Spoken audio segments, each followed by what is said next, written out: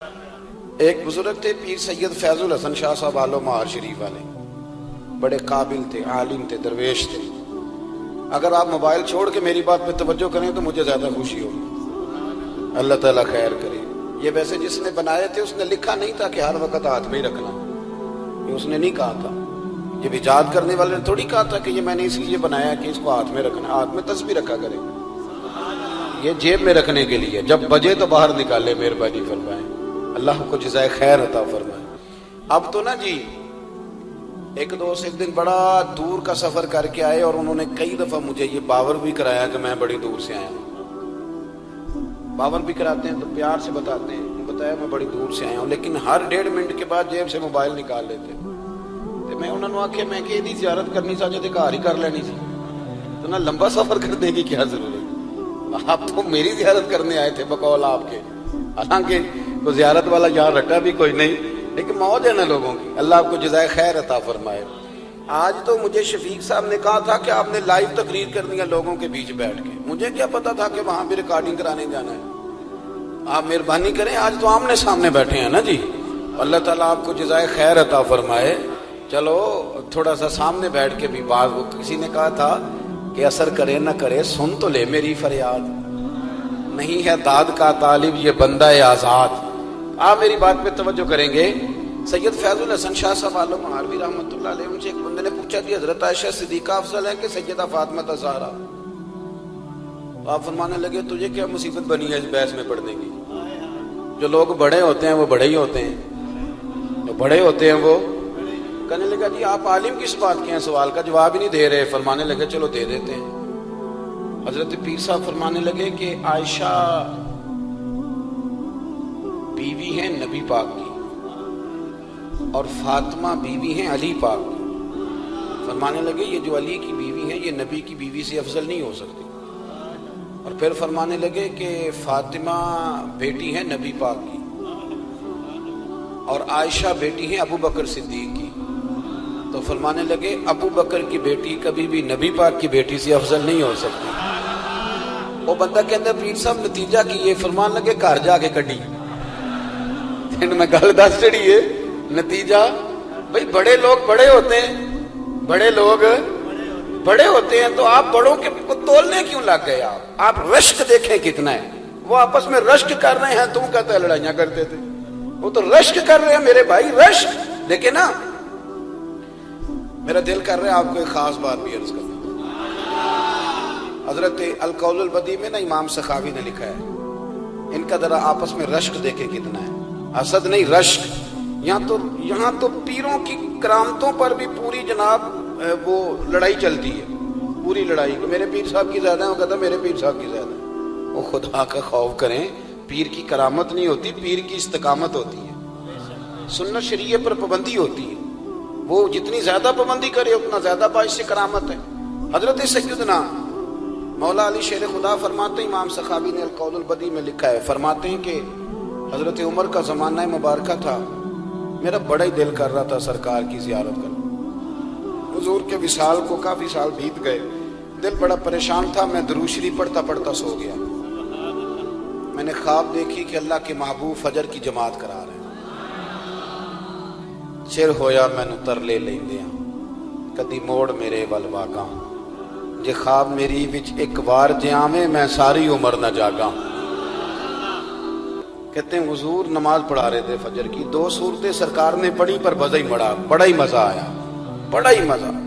کہتے ہیں نماز مکمل کر کے نا تو سرکار نے صحابہ کی طرف رخ نور کیا تو ایک صحابی کھجوروں کا ٹوکرا لے کے آئے، یا رسول اللہ تازی کھجوریں پکیاں قبول کریں۔ حضور نے ایک کھجور اٹھائی، صاف کی، کھائی، باقی ایک ایک صحابہ کو بانٹی۔ حضرت علی کہتے ہیں 15-16 صحابہ کے بعد میرا بھی نمبر لگا، کھجور کھائی، کھجور کا نہیں دست مصطفیٰ کا بڑا مزہ تھا۔ کہتے ہیں بڑا ہی مزہ آیا، ابھی میں کھجور کھا ہی رہا تھا کہ مسجد نبوی میں اذان ہو گئی۔ مولا علی فرماتے ہیں آنکھ کھل گئی، اٹھ میں گیا پر کھجور کا ذائقہ میرے منہ میں ابھی بھی موجود تھا۔ اب اس پر پورا باب باندھا ہے شاہ عبدالحق الہ آبادی نے، وہ کہتے ہیں کہ حضور جس کو خواب میں کوئی چیز دیتے ہیں وہ حقیقت میں بھی اسے دیتے ہیں، وہ خواب میں نہیں ہوتی، وہ حقیقت میں ہوتی ہے، پورا باب ہے۔ بہرحال عنوان پہ رہنا چاہتا ہوں، حضرت علی فرماتے ہیں میں اٹھا وضو کیا، سنت پڑھی، مسجد چلا گیا، جا کے صف میں بیٹھ گیا، عمر فاروق آئے جماعت کرانے، کہتے ہیں عمر نے نماز شروع کی تو مجھے جھٹکا تب لگا جب عمر نے بھی وہی صورت شروع کر دی جو خواب میں سرکار نے پہلی رکعت میں پڑھی۔ میں سمجھا اتفاق ہے، لیکن کہتے ہیں دوسرا جھٹکا جب لگا جب دوسری رکعت میں حضرت عمر نے وہ صورت پڑھی جو حضور نے خواب میں دوسری رکعت میں پڑھی تھی۔ کہتے ہیں میں اب بڑا پریشان ہوں کہ یہ بات کدھر کی کدھر جا رہی ہے۔ مولا علی شیر خدا فرماتے ہیں نماز مکمل ہوئی تو کھجوروں کا ٹوکرا بھی آ گیا۔ فرماتے ہیں اب تو میری حیرت کی حد نہ رہی، حضرت عمر نے ایک کھجور اٹھائی، صاف کی، کھائی، دوسرے صحابی کو، تیسرے کو، چوتھے کو، 15-16 صحابہ کو ملی، مجھے بھی دی۔ کہتے ہیں کھجور کھائی، مزہ بڑا آیا۔ حضور سے تو دوسری مانگنے کو دل کرتا تھا پر مانگی نہیں تھی، ادب تھا۔ عمر سے تو جرانا تھا نا اپنا۔ ان کا رشک دیکھیں، آپس میں رشک دیکھیں، حسد نہیں رشک۔ فرماتے ہیں جرانا تھا نا، تو میں نے عمر سے کہا یار ذرا ایک کھجور اور دینا نا ذرا ایک کھجور۔ تو کہتے ہیں جناب عمر فاروق نے کھجور اٹھائی، صاف بھی کی، میں سمجھا ملنے لگی ہے، اٹھائی بھی، صاف بھی کی، اور دوسرے صحابی کی طرف ہاتھ بڑھایا، میری طرف دیکھ کے ہلکا سا مسکرائے، فرمانے لگے علی ایسے نہ کر، اگر رات کو نبی پاک سے دوسری لیتا تو میں بھی سویرے تجھے دوسری دے دے۔